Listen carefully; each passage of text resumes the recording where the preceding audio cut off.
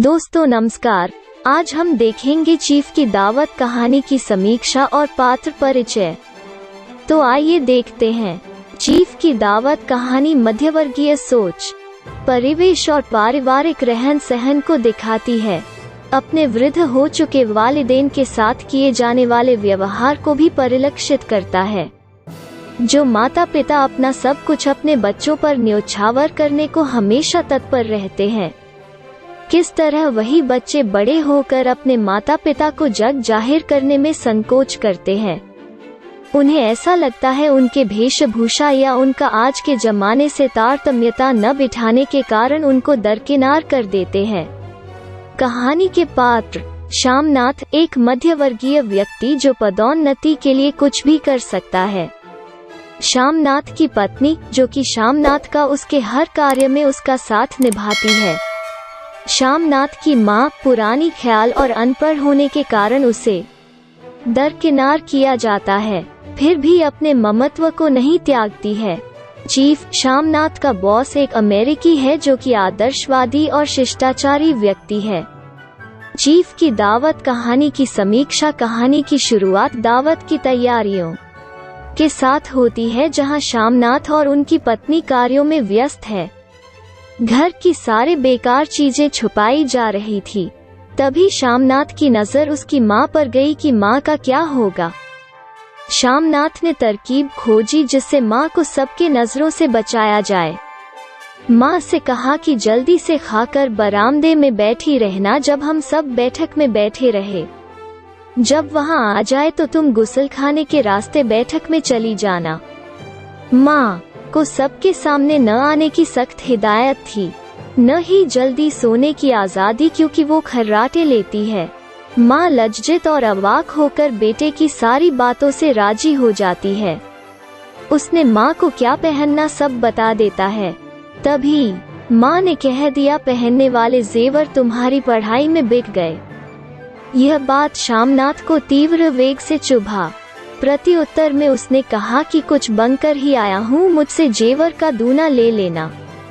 शामनाथ की दावत सफलतापूर्वक हुई। अब सब खाने की तरफ बढ़े। समय 10 बज चुका था। खाने के लिए सब बरामदे की ओर गए तो शामनाथ की माँ कुर्सी पर पैर ऊपर कर बैठे बैठे सो रही थी। यह सब देख शामनाथ भीतर ही भीतर बेहद क्रुद्ध हुआ। माँ घबराई हुई चीफ से मिली, हालांकि चीफ को उनकी माँ से मिलकर बेहद खुशी हुई थी। चीफ ने माँ के बारे में पूछा कि ग्रामीण लोगों को गाने, नाचने आदि का शौक होता है। शामनाथ ने माँ से गाने को कहा। माँ शर्म और घबराहट के कारण झिझक रही थी। बेहद जिद के कारण अंततः माँ ने एक विवाह का गीत सुना दिया। चीफ ने पंजाब की काश्तकारी के बारे में पूछा। शामनाथ ने एक पुरानी फटी फुलकारी दिखाई। उसने एक माँ के हाथों बनी नई फुलकारी भेंट करने की बात भी कही। माँ वहाँ से आकर अपने कोठरी में बैठी रोती रही। तभी शामनाथ बेहद खुश हुए आया। माँ को डर था कि उसे कहीं डांट न पड़े, कहीं कोई गलती तो नहीं हो गई उससे। शामनाथ बेहद खुशी के साथ आया। माँ को गले लगाकर कहा कि चीफ बेहद खुश हुए हैं। माँ ने शामनाथ को हरिद्वार भेज देने की बातें कही। सुनते ही शामनाथ गुस्सा हो उठा। कहने लगा, मैंने जो फुलकारी देने की बातें कही है वो कैसे पूरी होगी, और सब क्या कहेंगे कि मैं माँ को नहीं रख सकता। माँ ने कहा, मुझे अब दिखता कहाँ जो बना सकूं। शामनाथ ने गुस्से में कहा कि मेरी तरक्की हो जाएगी अगर ऐसे ही चीफ को खुश रखूंगा तो। ये सुनकर माँ अपने बेटे की खुशी में ही अपनी छिपी खुशी को रोक नहीं पाई।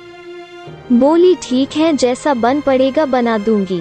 चीफ की दावत कहानी में साफ दर्शाया गया है कि बेटा माँ को कुछ देर तक छुपने या कैसे रहना है उसकी शिक्षा दे रहा है। उसी माँ की वास्तविक छवि से चीफ खुश हुआ। पूरी दावत की रंगत माँ के गाने ने बदल कर रख दी थी।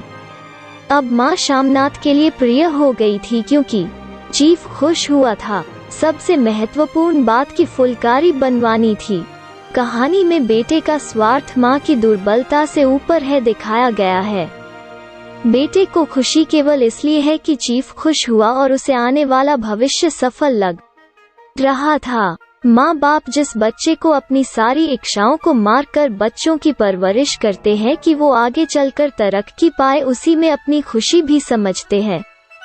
वही बच्चे अपनी तरक्की में माँ बाप के श्रेय को नकार देते हैं, जो उनकी सेवा करने के जगह उन्हें तिरस्कार प्राप्त होता है। यह कहानी समसामयिक परिस्थितियों को बयां करती है। वृद्ध माता पिता के तिरस्कार करने और सम्मान न देने की चलन को दर्शाती है, लेकिन इन सब के पश्चात माँ बाप का स्नेह अपने बच्चों के प्रति कभी कम नहीं होता, यह भी दर्शाती है।